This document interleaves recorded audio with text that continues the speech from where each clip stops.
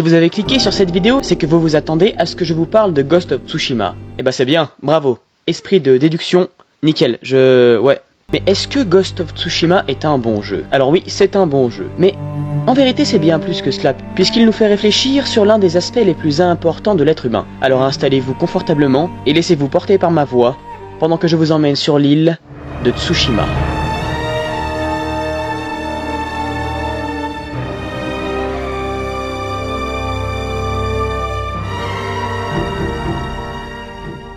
Je me souviens qu'après avoir fantasmé sur ce jeu depuis des mois, j'avais enfin convaincu mes parents de me laisser me le procurer. Et mon Dieu, est-ce que cette décision était bonne. Parce que oui, Ghost of Tsushima, c'est ça.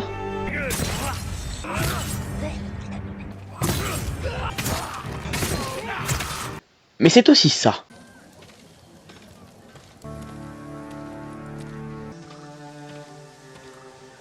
Alors, Ghost of Tsushima, c'est des moments d'action épique, mêlé à des moments de calme et de contemplation, le tout dans un open world aux paysages tous plus waouh les uns que les autres, et je crois que je m'enflamme un peu trop, hein. Non mais après sérieux, regardez-moi ça. Et là, vous allez me dire, ouais bah c'est très bien tout ça, mais bon, on s'en fout, c'est quoi l'histoire? Et bah déjà, vous allez vous calmer, parce que c'est ma vidéo et que je fais ce que je veux, et ensuite, j'y viens, patience.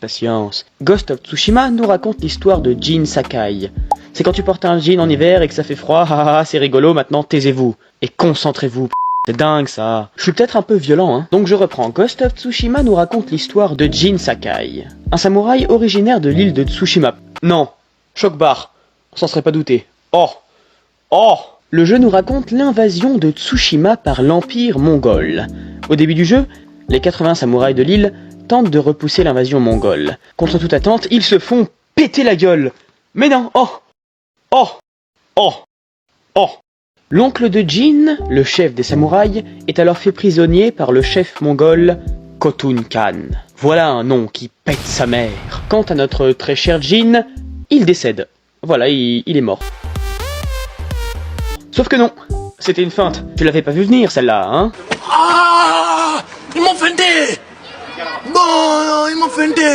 Quoi qu'il en soit, Jin fait la connaissance de Yuna, une voleuse à la recherche de son frère qui a été emprisonné par les Mongols. Et oui, c'est elle qui a rafistolé notre bon Jin. Je vous promets, le jeu de mots était pas fait exprès. C'est également Yuna qui va encourager Jin tout au long du jeu à renier ses anciennes valeurs pour le bien commun et le sauvetage de l'île, le poussant par exemple à attaquer certains Mongols par derrière, ce qui est contraire au code du Bushido. Mais bref, on rencontre Yuna, et paf, ça fait des chocs à pic. Ah non, merde. Didier, c'est toi, c'est encore toi, Didier. Putain, je vais te péter la gueule. Viens là. Et paf, le jeu commence. Enfin, il commence véritablement, parce que vous vous doutez bien que le jeu a commencé avant, voilà, on l'avait déjà lancé, mais...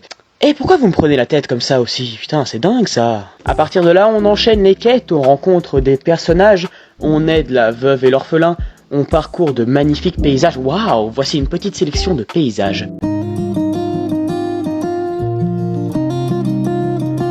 On décapite des Mongols, on bute des Mongols, encore, un petit dernier pour la route. Et finalement, après d'innombrables missions de sabotage et autres assassinats, on arrive enfin à la confrontation finale, celle opposant l'esprit vengeur de Tsushima au conquérant mongol, opposant le fantôme à l'empereur, celle qui... Quoi, qu'est-ce que vous dites? Comment ça, arrête avec tes phrases trop longues? Mais allez, vas-y, lance le montage épique.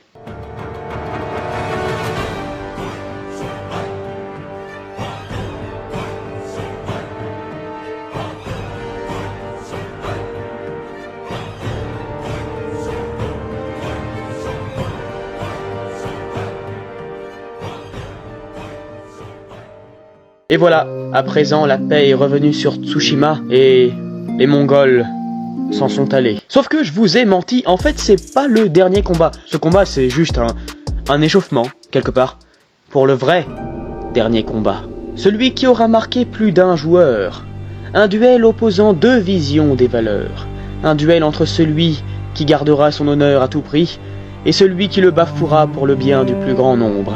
Un duel entre Jin et son oncle. Alors on se bat, on échoue, on réessaye, on recommence, jusqu'à ce qu'enfin, on arrive au choix décisif. Mais d'abord, encore un montage épique.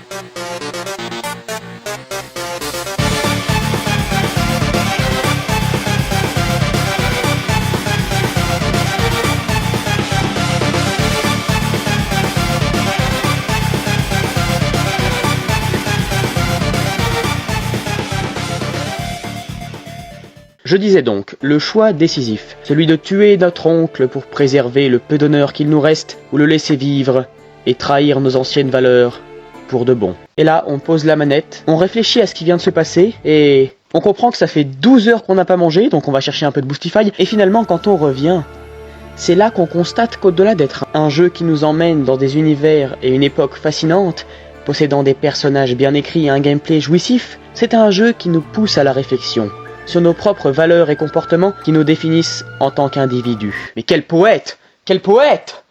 Mais sachez, voyageurs d'internet, que les valeurs sont l'une des choses les plus importantes dans la vie. Alors, gardez cela à l'esprit quand il vous faudra choisir entre les conserver ou les renier. Sur ce,